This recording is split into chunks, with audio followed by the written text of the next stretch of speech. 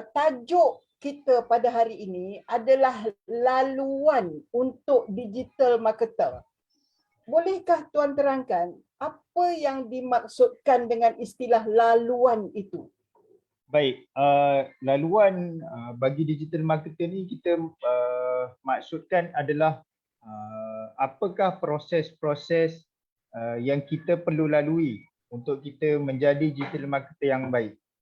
Bermula daripada proses belajar, kemudian apabila sudah selesai kita belajar, kita melalui proses bekerja. Bekerja sama ada bekerja di syarikat-syarikat ataupun bekerja dengan mengambil klien-klien untuk diuruskan. Daripada proses bekerja itu, kita akan dapat pengalaman menguruskan kempen-kempen iklan. Sampai satu tahap, barulah kita boleh pergi ke tahap satu lagi, iaitu menjadi senior digital marketer. Jadi proses-proses ni kita perlu faham supaya kita boleh elakkan mana-mana perkara yang kita tak perlu lalui lah daripada digital marketer sedia ada seperti saya dan rakan-rakan yang lain. Baik, tadi Tuan sebut perkataan tak perlu dilalui. Bolehkah Tuan terangkan apa itu perkara-perkara yang tak perlu dilalui? Okey, saya datangkan beberapa contoh. Kalau anak kita kita dah nampak anak kita ni ada minat dalam digital marketing, sebagai ibu bapa kita perlu tahu apakah silibus ataupun modul pembelajaran yang sepatutnya anak-anak kita pilih. Kalau di universiti, kos-kos yang dipilih. Jadi contohnya kalau anak kita minat digital marketing tapi kita pergi hantar belajar business management, kita pergi belajar di kos ataupun bidang yang tak ada pengkhususan ataupun namanya digital marketing tetapi dalam skill yang dia belajar tu dia tak ada mengajar secara spesifik. Dia tak ajar macam mana nak guna FBX, dia tak ajar macam mana nak tulis copywriting. Dia mungkin ada tulis tapi intro to FBX. Tapi bila anak kita habis belajar, dia masuk alam pekerjaan, bila disuruh buat satu kempen FBX, dia tak tahu. Dia tak tahu button mana nak tekan, dia tak tahu ayat copywriting macam mana nak tulis. Itu satu contoh kesilapan lah. Tapi satu lagi kesilapan yang mungkin lebih besar, sebab kalau anak kita tak belajar mungkin dia boleh belajar skill tu di luar, di tempat lain. Tapi satu lagi yang lebih besar bila dia salah pilih tempat untuk dia dapatkan pengalaman. So bukan semua tempat kita boleh pergi bekerja dan dapatkan pengalaman. Ada setengah tempat dia syarikat yang kecil. Dia macam nak ada digital marketer tapi dia tak bersedia. Jadi anak kita tak dapat pengalaman yang secukupnya. Jadi dekat tempat dia bekerja tu dia cuma try and error tanpa dia tahu asas-asas kenapa dia buat tu betul atau salah. Baik Tuan, apabila anak kita sudah tamat belajar kursus 3 bulan digital marketing, sudah tamat kursus 3 bulan di ABS Junior ini, apa perkara-perkara yang dia kena buat supaya dia dapat masuk laluan itu? Yang dia kena buat? Okey. Bila anak kita dah belajar dalam ABS Junior ni, secara tak langsung dan secara langsung dia dah faham, okey, ini adalah dunia digital marketer. Dan dia dah tahu, dah mula berkenalan dengan skill-skill yang ada dalam digital marketer. Jadi untuk ke peringkat seterusnya dia ada 2 pilihan. Yang pertama, dia boleh pergi sambung belajar dalam keadaan dia tahu apa yang patut dia belajar di peringkat diploma ataupun degree. Jadi dia boleh pilihlah kos-kos yang menawarkan skill-skill yang dia mahu belajar. Berbanding dulu orang pergi belajar sebab cakap universiti ni bagus. Sekarang anak kita pergi belajar sebab dia dah ada target apa skill yang dia nak belajar. Bukan semata-mata sebab kita mak ayah kata universiti ni bagus. Universiti tu ada apa yang dia nak belajar. Itu pilihan yang pertama. Pilihan kedua, kalau anak kita tak berminat nak sambung belajar atau atas faktor-faktor tertentu, anak kita boleh terus pergi cari syarikat-syarikat yang menawarkan peluang kepada orang seperti mereka ini. Maknanya orang yang baru mula kategori junior, kategori entry level, dan syarikat itu pun memang menawarkan mentoring untuk anak kita belajar. So dia boleh terus pergi ke syarikat-syarikat itu untuk dia belajar. Baik, Tuan bercakap tentang dua pilihan yang ada. Pertama, selepas habis belajar 3 bulan dengan ABS Digital Junior ini, mereka boleh sambung diploma ataupun ijazah. Dengan pengetahuan itu, mereka lebih dapat memilih kursus-kursus yang lebih relevan sebab mereka sudah tahu. Betul. Seandainya mereka tak berminat nak belajar pada peringkat diploma ataupun ijazah, mereka ada laluan kedua, iaitu masuk industri. Betul. Dengan bekerja di syarikat yang membuka laluan itu. Betul. Bolehkah Tuan terangkan apa ciri-ciri syarikat yang bagus dia apply bekerja dalam syarikat itu dan apa yang dia patut cari sepanjang dia bekerja di syarikat itu? Okey. Ciri-ciri yang bagus untuk kita masuk bekerja ni bagi mereka yang baru bermula, syarikat-syarikat yang pertama syarikat seperti agensi marketing. Di Malaysia ni banyak juga yang agensi marketing yang menawarkan peluang untuk mereka yang baru bermula.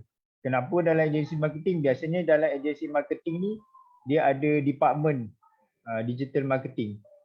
Dan dalam satu department dah tentulah dia ada beberapa orang ataupun sekurang-kurangnya satu orang senior yang akan lead ataupun yang akan guide mereka yang baru ni. Atau dia bekerja di syarikat yang bukan agensi tetapi syarikat tu dia memang ada department ataupun sekumpulan pasukan yang mengamalkan digital marketing.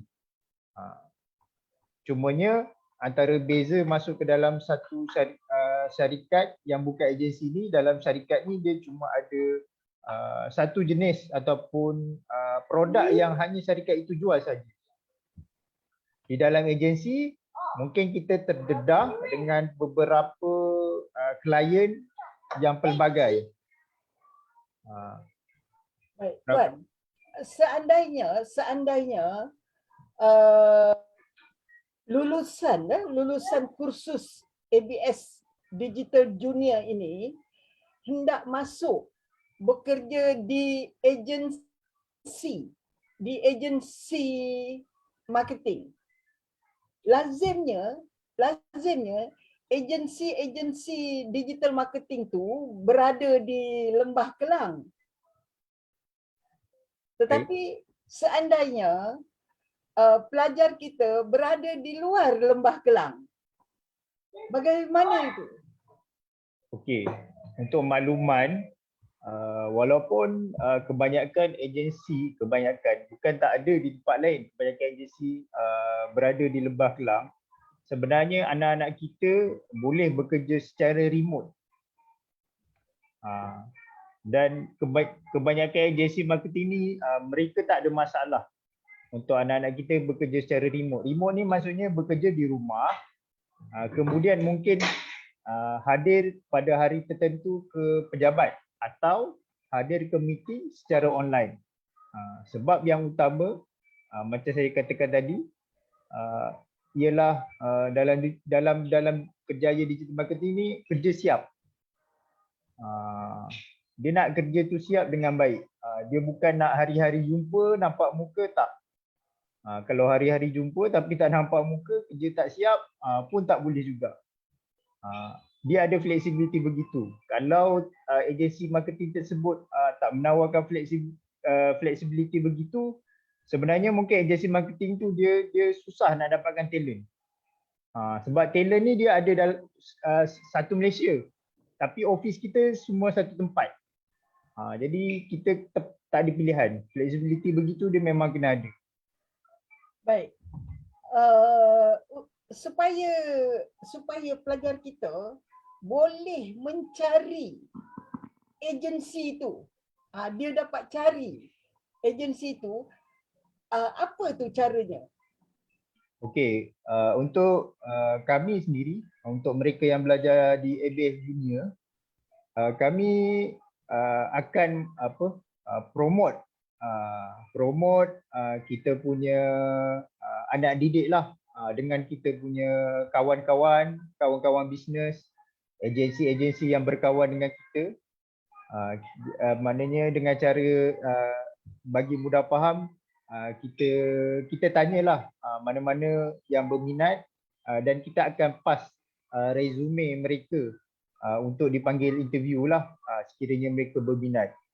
Itu satu cara yang kita bantu sebab kita sendiri memang selalu dapat permintaan lah daripada kawan-kawan. Dia tanya AB Digital ada tak marketer boleh bagi dekat mereka, sebab ada syarikat dia memang memerlukan internal marketer, dan dia kurang berminat untuk outsource atas faktor-faktor tertentu lah. Selain daripada itu, kita pun boleh pergi ke macam Job Street, Jobting, Mau Kerja, platform-platform yang menawarkan peluang pekerjaan. Kemudian daripada situ kita boleh rujuk semula kepada kita punya cikgu live junior untuk tengok company ni okey atau tidak, sesuai tidak sebelum mohon untuk bekerja. Baik, Tuan. Seandainya pelajar kita ni hendak terus menjadi gig worker. Dia dah ada sijil kita, dah ada pengalaman 3 bulan dan ada bimbingan dari trainer-trainer dalam ABS Digital Junior, dan mereka terus hendak jadi gig worker, bermakna freelance. Faham? Dia freelance. Baik. Apa nasihat Tuan kepada pelajar-pelajar yang hendak terus jadi freelancer ni? Okey. Bila kita baru bermula, kita nak terus jadi freelancer, yang pertama kita kena sedar kita belum ada portfolio. Kita cuma ada skill. Maksudnya kemahiran kita tu belum teruji. Jadi orang kurang keyakinan ke atas diri kita. Itu yang pertama. Jadi untuk atasi cabaran yang pertama ini, biasanya kita akan tawarkan servis dengan kos ataupun dengan harga yang rendah dari biasa. Mungkin kosnya RM100, RM200, bawah RM500 lah, kita boleh kata rendah, bergantung kepada apa task tugasan yang diberikan oleh klien. Okey. Yang keduanya, kita perlu mula berkawan dengan digital marketer yang lain. Sebab daripada mereka ni biasanya kalau hubungan kita baik, kita akan dapatlah job-job kecil daripada mereka. Cuma kelebihan untuk anak didik dari ABS Junior ni, cikgu-cikgunya dan ABS Digital sendiri biasanya kami akan menerimalah job-job kecil ni. Oleh tetapi kami biasanya tolak kerana kami kekurangan tenaga. Sebab di ABS Digital ni kami tidak ramai. Ini kebanyakan normal lah, kebanyakan agensi marketing dia tak ada tenaga kerja yang besar. Salah satu puncanya sebab talent pun kita susah nak dapat. InsyaAllah lepas ni bila talent dah ramai, mudahlah kita untuk tambah pekerja. Jadi freelancer yang beginilah yang biasanya kita akan serahkan job tersebut. So kita akan contact lah kalau sebelum ni kawan-kawan, mungkin selepas ni kita contact dalam grup ABA Junior, okey ini ada job sekian. Siapa berminat, upahnya harga begini-begini. Nanti adalah yang akan menyahut. Amalan ni pun kita praktis masa kita menguruskan program Yayasan Faham. Kita buat perkara yang sama. Baik Tuan. Jadi bermakna untuk pelajar-pelajar kita ya mungkin mereka itu suri rumah. Jadi mereka hendak terus menjadi gig worker saja. Terus Betul. jadi freelance sebab mereka sudah ada baby umpamanya, ataupun mereka ada menjaga ibu atau ayah sebagai contoh di rumah. Jadi mereka terus hendak menjadi gig writer. Perlunya mereka ini berkawan-kawan. Baik. Daripada kawan-kawan itu nanti mereka kawan-kawan yang ada lebihan job boleh berikan job kepada orang baru ni. Betul. Baik. Apa nasihat Tuan tentang bagaimana kita mengambil job daripada kawan-kawan kita sendiri? Okey, baik. Yang pertama disebabkan job ni recommend daripada kawan-kawan. Jadi trust dia sedikit berbeza lah daripada stranger. Jadi bakal klien kita tu dia ada keyakinan sebab kita direkomend. Walau bagaimanapun sebaiknya kita tetap profesional dalam menerima klien tersebut. Maksudnya kita ikut saja SOP menerima klien, seperti kita bagi kertas cadangan, apa kempen yang patut dibuat, ataupun jika dia nak tengok portfolio, kita berikan apa portfolio sepatutnya. Proses macam biasa, ada quotation, ada invoice, kemudian ada report. Jadi itu SOP supaya klien itu faham kita walaupun kawan, daripada kawan tapi kita still uruskan secara profesional. Kenapa saya cakap begini? Sebab walaupun ataupun mungkin klien tu gunakan khidmat kita sekali saja, tapi oleh kerana kita jaga hubungan baik, dia ada kemungkinan yang besar untuk klien tu datang semula kepada kita pada masa akan datang. Saya cakap begini sebab benda ni berlaku kepada saya dan tiap-tiap tahun dia akan berlaku. Klien yang tahun lepas datang semula tahun ni, dia akan beri tugasan untuk jangka masa pendek lah. Tapi tiap tahun dia akan datang semula kepada kita sebab dia dah selesa. Jadi kalau ada apa-apa masalah, dia pun akan datang semula kepada kita. Tuan sebut tadi klien yang beri job jangka masa pendek. Ya, betul. Baik, apakah contoh job jangka masa pendek ni? Okey, contohnya saya pernah dapat job untuk promosi buka sekolah. Dululah, ni 2018. 2020 tak ada buka sekolah. Promosi buka sekolah. Jadi promosi buka sekolah ni dia antara bulan 11 sampai bulan 1, 3 bulan. Ataupun kempen untuk raya, promosi untuk raya. Jadi promosi untuk raya ni sebulan sebelum Ramadan. Lepas tu sampai hujung Ramadan, 2 bulan atau 3 bulan. Itu dua contoh kempen yang pendek. Jadi mereka gunakan kita pada waktu-waktu begitu. Waktu-waktu, kalau bahasanya waktu-waktu terdesak lah. Terdesak tu maksudnya mereka perlukan orang yang mahir, tetapi orang itu juga mereka dah selesa bekerja. Baik, Tuan sebut tadi berkenaan dengan sudah selesa bekerja dengan kita. Ya. Apa maksud sudah selesa tu? Okey, sudah selesa ni yang pertama dari sudut komunikasi dua hala. Disebabkan biasanya kerja kita ni kita tidak duduk bersama sentiasa ataupun kita tak masuk office mereka pukul 9 balik pukul 5. kita berhubung kebanyakannya keadaan secara online ataupun di WhatsApp ataupun di Telegram. Jadi komunikasi yang kita sama-sama setuju itu penting, sebab kalau komunikasi ni tak berapa jelas ataupun salah satu pihak tak berpuas hati, itu menyebabkan faktor utamalah tak selesa. Yang kedua, cara kita melaporkan kepada klien. So setiap digital marketer atau agensi dia ada cara yang berbeza melaporkan tugas-tugas yang telah diselesaikan. Jadi ada cara laporan tu klien ni dia tak suka. Jadi dia akan pilih untuk bekerja dengan orang yang mereka suka cara laporannya. Begitulah.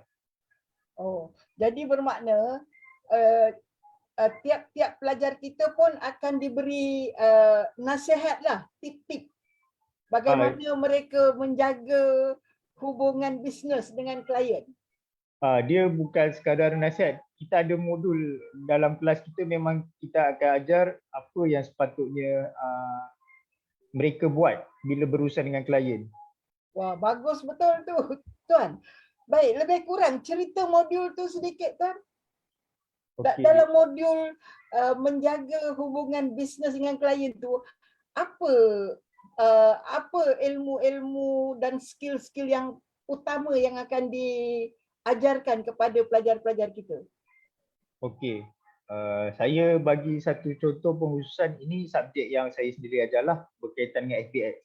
So dalam FBX, selain mereka diajar menggunakan FBX itu sendiri, mereka juga diajar bagaimana menyediakan laporan untuk diberikan kepada majikan jika bekerja syarikat ataupun diberikan kepada klien.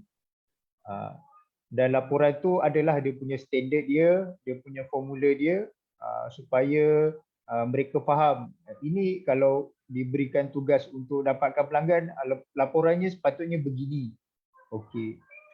Dan kedua, mereka juga diberi penekanan tentang bersedia dengan soalan-soalan daripada klien ataupun majikan. Maksudnya setiap perancangan taktikal dan strategi yang kita pilih, kita mesti ada jawapan. Jawapan yang jelas. Contohnya, kenapa gunakan objektif conversion? Jadi kita boleh jawab objektif ni objektif yang dicadangkan oleh FB dan terbaik. Tetapi kita juga cuba eksperimen objektif yang lain. Jadi kita tidaklah jawab sebab cipu saya ajar macam tu. Tidak. Maknanya dia ada jawapan yang hujah dia sendiri. Jadi setiap keputusan yang dia lakukan ke atas kempen majikan ataupun syarikat, dia ada hujah yang dia pegang asasnya. Bukan dia sekadar tiru dan buat. Jadi itu dua contoh modul yang kita akan ajar dalam kelas kita. Baik, Tuan. Bagi pelajar-pelajar kita yang mereka pula terlebih dapat job, kan? Dia tak dapat nak buat sendiri. Job tu di luar kemampuannya buat sendiri. Adakah pelajar-pelajar ini juga akan diajar bagaimana mereka boleh terima lebih banyak job? Okey, baik. Secara asasnya dalam modul kita tak ada penekanan tentang kolaborasi. Tetapi selingan-selingan semasa belajar tu memang tak ada pilihan, sebab benda ni normal. Seorang digital marketer dia ada had kepoyaan dia. Dia tak akan mampu ambil sebanyak job ikut suka dia. Dia sentiasa ada kemampuan yang terhad, tak kiralah dia persegi kemampuan fizikal dia ataupun kemampuan masa. Jadi memang kita akan tunjukkan beberapa cara untuk dia kolaborasi dengan digital marketer yang lain. Contoh yang macam kita bincangkan tadi, yang kita cakap tentang recommend kawan, recommend ataupun memberikan job kepada kawan, itu pun salah satu cara. Tapi secara taktikalnya kita akan beritahu lebih spesifik lah dalam kelas. apa prosesnya, macam mana. Ini pun praktis yang biasa kita buat lah dengan mana-mana klien.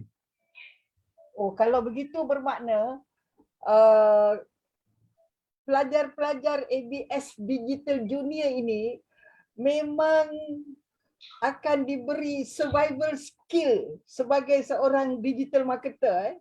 Betul Puan. Bagaimana nak survive pun diajar. Bukan hanya diajar buat kerja, malah bagaimana nak survive. Kalau begitu sangat bagus. Tuan, apa lagi yang mereka akan peroleh dengan mengikuti laluan-laluan yang Tuan sudah terangkan itu? Okey, baik. Dalam perbincangan kita banyak cerita tentang copywriting, Google Ads. Sebenarnya kalau dalam modul dan silibus yang kita susun, selain copywriting dan ABS, kita ada silibus untuk menggunakan Shopee dan juga skill Shopee Ads. Jadi ni dua kemahiran yang bezalah. Untuk menguruskan Shopee satu perkara, untuk menguruskan Shopee Ads ni pun satu lagi perkara. Sama macam menggunakan FB page dan menggunakan FB Ads. Mediumnya Facebook, tapi dia dua perkara yang berbeza. Kemudian mereka ada belajar juga tentang Google Ads. Google Ads ni biasanya dia punya kawan lah dengan FB Ads. Kalau FB Ads ni kita sebut iklan cari pelanggan. Kalau Google Ads ni pelanggan cari iklan. Sebab Google gunakan carian. Dengan carian tu barulah iklan kita keluar. Maksudnya dekat sini saya cuba beritahu adalah skill yang kita belajar ni adalah skill dia basic, tetapi dia meliputi keperluan-keperluan semasa perniagaan. Jadi keperluan semasa ni, kalau kita tengok sekarang selain FB Ads dan Google Ads, sudah banyak bisnes cenderung ke Shopee Ads ataupun marketplace seperti Lazada. Jadi kat situ kita nampak ada keperluan untuk mereka yang belajar ni mahir kemahiran-kemahiran selain daripada yang biasa digunakan. Oh, jadi kalau begitu bermakna perkara-perkara yang asas itu sudah tentu diajarkan. Betul. Dan perkembangan-perkembangan terbaru juga akan diajarkan. Betul. Bermakna mereka akan diajarkan TikTok Ads. Dalam silibus kita tak ada TikTok Ads, tapi kita cuma ada Shopee Ads. Shopee Ads akan diajarkan. Ya, betul. Oh, itu orang bisnes sangat sukalah sebab mereka memang menggunakan Shopee betul. untuk menjual produk mereka. Betul. Jadi bermakna peserta kita juga akan diajar Shopee Ads, ya? Betul. Wah, itu sangat bagus, Tuan. Baik. Apa lagi keistimewaan belajar 3 bulan dalam kursus ABS Digital Junior ni, Tuan? Apa lagi yang mak bapak nak tahulah, value for money kan? Ya. Dengan membayar yuran ini, apa lagi manfaat-manfaat, kelebihan-kelebihan anaknya belajar di ABS Digital Junior ini? Okey. Walaupun ABS Digital Junior ni bukanlah satu akademi ataupun institusi seperti universiti ataupun pusat kemahiran, tetapi kita melakukan praktis seperti yang kita gunakan di pusat kemahiran. Maksudnya kita bukan sekadar belajar, maknanya kita bukan belajar satu hala, kita ada pembelajaran dua hala. Maksudnya setiap silibus ataupun setiap modul yang anak-anak kita belajar, mereka ada ujian dan latihan. Setiap kali habis satu modul, mereka akan diberi latihan untuk buat latihan dan hantar kepada guru-guru untuk disemak. Untuk disilalah adakah betul-betul mereka menguasai kemahiran tersebut. Kemudian di akhir pembelajaran silibus tersebut mereka akan ada ujian. Jadi ujian ni ada pemarkahan. Sebenarnya lebih kepada kita nak double check. Mereka ni betul-betul ingat tak? Maknanya lepas satu tempoh dah belajar panjang seminggu. Diorang ni betul-betul ingat apa yang dibelajar ataupun sekadar sekali lalu.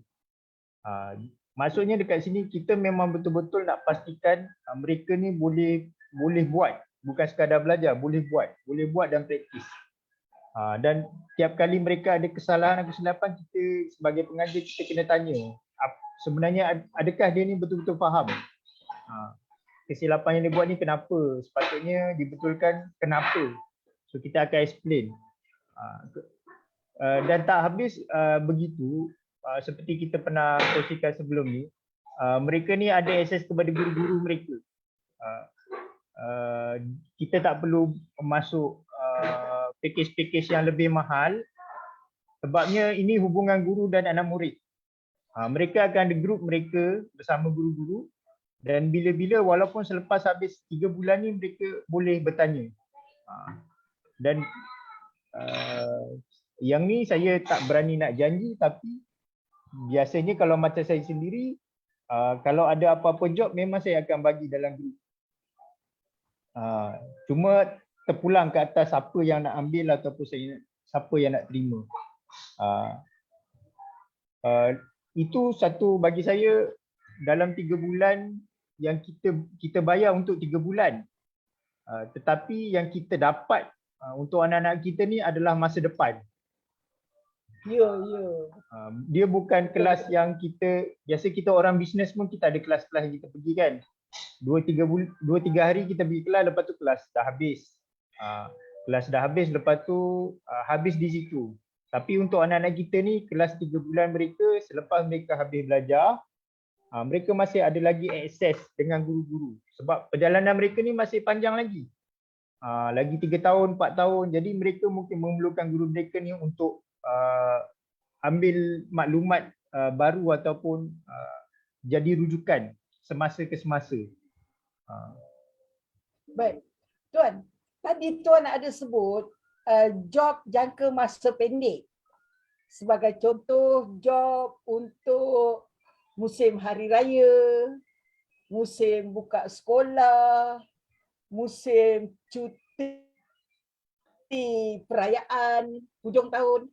Baik, itu job jangka pendek. Job jangka panjang ni yang macam mana?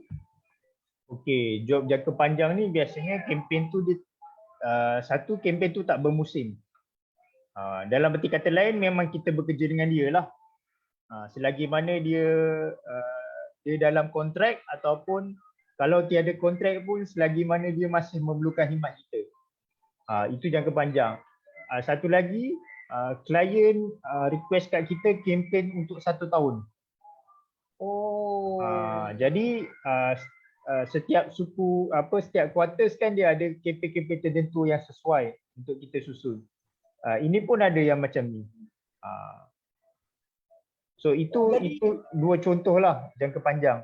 Jadi ada klien dia hendak kita buatkan digital marketing itu untuk tempoh setahun. Betul. Lazimnya lah kempen untuk produk yang macam mana tu yang klien hendak kita buat selama setahun tu. Okey. Yang pertama tentulah orang akan kata produk-produk yang tak bermusim. Okey, itu normal. Semua orang maklum produk tak bermusim. Dia tak perlukan musim tertentu, dia tiap-tiap hari boleh jual. Tapi ada juga produk dia sebenarnya boleh jadikan produk bermusim. Contohnya macam saya bagi contoh fashion tudung. Kita tiap-tiap bulan jual fashion tudung. Tapi ada musim yang kita jadikan musim promosi macam raya ataupun hujung tahun. Jadi selain daripada kita menjual sepanjang tahun, kita ada juga kempen spesifik untuk promosi sebegitu. Jadi itu syarikat-syarikat yang begitu memang normal praktis dia. Sama juga kalau nak nampak lagi paling jelas macam akikah. Akikah dan korban. Bila datang musim korban dia lain sikit. Dia punya promosi. Tapi sepanjang tahun still kita buat kempen akikah. Ya. Tuan, untuk klien yang minta kita jalankan kempen itu selama setahun, adakah bermakna pelajar kita akan diajar bagaimana membuat marketing kalender? Okey. Dalam silibus kita, cikgu-cikgu atau guru-guru yang mengajar, kita sudah maklumkan kepada mereka selain ajar bagaimana nak guna alat marketing itu sendiri, maknanya gunakan ABS, menulis copywriting, gunakan Shopee Ads, mereka juga mesti diajar macam mana nak praktis strategi dan taktik. Ini termasuklah melibatkan menyusun kempen. Kalau kita ada kempen 3 bulan, apa yang sepatutnya kita buat? Biasanya maklumlah secara asasnya kalau kempen itu 3 bulan, sebulan itu persediaan, sebulan tu mungkin 2 bulan tu execution. Jadi mereka diberi pendedahan asas. Jadi marketing kalender ni akan masuk dalam proses pemberjalanan tersebut. Sebenarnya kalau tak ada kempen bermusim pun, kalau kempen biasa pun mereka tetap kena ada marketing kalender. Cuma mungkin rupa marketing kalender tu tidaklah sama macam company-company besar. Sebab bisnes kecil, dia punya keperluan dia pun kecil. Jadi dia punya kalender dia pun tidaklah spesifik. Kalau begitu sangat bagus modul yang akan diajarkan kepada pelajar-pelajar ini. Baik, untuk pertanyaan terakhir lah Tuan ya. Kan pelajar-pelajar kita ni nanti yang nak buat gig ni, gig ekonomi, gig worker ni, adakah mereka akan diajar panduan-panduan menetapkan bagaimana hendak menetapkan yuran servis mereka itu? Okey. Yang ini saya nak recall balik silibus. Seingat saya dalam silibus saya bab ni memang saya akan tekankan. Sebab perkara ni dia ada kaitan dengan kos kita menjalankan kerja. Sebab bila kita terlibat dengan kempen mendapatkan pelanggan ataupun jualan, kita tak ada pilihan untuk faham. Maknanya kita nak tak nak kita memang kena faham tentang kos bisnes. Dalam maksud yang lain, digital marketer yang dilahirkan ini ialah digital marketer yang faham tentang kos bisnes. Dia bukan typical workers yang tengok jualan banyak aja maksudnya syarikat ni untung banyak. Tak. Dia faham daripada jualan ni ada kos iklan kena bayar, ada kos pekerja kena bayar, ada kos yang lain-lain untuk dibayar, barulah company akan dapat untung bersih. Jadi dah tentulah dalam pembelajaran tu mereka akan diajar bagaimana nak mengambil upah. So kalau upah yang kerjanya begini, biasanya berapa yang kita patut ambil. Kemudian kalau upah bulanan, macam mana bulanan. Kalau untuk satu tempoh yang panjang, adakah kita nak ambil upah terus? Contohnya 3 bulan kita ambil upah terus untuk 3 bulan. Dan yang paling utama biasanya soalan yang paling wajib diorang akan tanya, upah ni nak terima dulu baru buat kerja ataupun dah siap kerja baru terima duit. Ini soalan wajib. So kita memang akan bagi panduan untuk perkara ni. Kalau begitu Tuan ya, kalau begitu bermakna package yang ditawarkan oleh ABS Digital Junior ini memang betul-betul menyediakan pelajar-pelajar kita market ready, sudah memang sudah disediakan untuk industri. Jadi bermakna bukan hanya pelajar-pelajar kita yang untung, tetapi bakal klien mereka pun akan untung. Kerana pelajar-pelajar ABS Digital Junior ini diberikan panduan-panduan bisnes yang mengambil kira kedudukan klien mereka juga. Betul. Baik, Tuan. Pesanan terakhir Tuan sebelum kita tamatkan sesi ini. Apakah pesanan terakhir Tuan? Okey, kepada tuan-puan, khususnya ibu bapa yang mendengar live ni, tujuan AB Digital lahirkan program ni sebenarnya dari sudut kami sebagai majikan, kami kekurangan talent. Kami kurang talent. Bukan AB Digital saja, kebanyakan company SME yang ada ni kami kurang talent. Jadi idea ni dikeluarkan supaya kita nak keluarkan talent berkemahiran yang mengikut ciri-ciri yang kita nak sebagai majikan. Jadi sebab itu model ini disusun seperti yang kita telah bincangkan tadi. Dia faham tentang bisnes, dia tahu apa keperluan bisnes dan dia belajar skill-skill yang sedang diperlukan oleh bisnes. Kemudian mereka ni akan menjadi ekonomi masa depan untuk kita semua. Sebab pekerjaan ni pekerjaan yang semakin berkembang. Jadi kalau kita tidak beri pendedahan dari sekarang ke dalam pasaran, jadi tak ada siapa nak mulakan. Saya percaya ABH Digital ni cuma pemula pada program sebegini dan cuma pendedahan untuk anak-anak tuan-puan untuk belajar tentang digital marketing. Pada masa depan, jika benda ni menerima sambutan yang baik, mungkin di universiti ataupun di peringkat diploma atau ijazah mereka akan ada kursus-kursus yang lebih spesifik. Tidak seperti sekarang. Seperti sekarang kebanyakan kursusnya general. Mereka tak ada kursus yang spesifik menggunakan FBN untuk setiap objektif yang ada. Mereka tak ada kursus begitu. Setahu saya lah.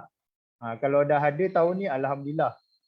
Jadi kita nak jadi pemula dan tuan-puan pula menyambut untuk beri ruang kepada anak-anak kita mengenal kerjaya baru. Baik, begitulah ya tuan-tuan dan puan-puan. Dunia sekarang adalah dunia ekonomi digital. Jadi semua kerjaya yang ada kaitan dengan teknologi digital ini adalah kerjaya-kerjaya yang akan terus berkembang permintaannya. Kerana ekonomi itu sendiri adalah berasaskan teknologi digital. Jadi bagi kita pelaburan memperkenalkan anak kita ke dalam kerjaya-kerjaya yang berkaitan ekonomi digital adalah pelaburan yang sangat bagus, pelaburan jangka panjang yang sangat berbaloi. Baik. Terima kasih Tuan Alif. Sama-sama Puan. Sekianlah sahaja. Assalamualaikum warahmatullahi wabarakatuh. Waalaikumsalam warahmatullahi wabarakatuh.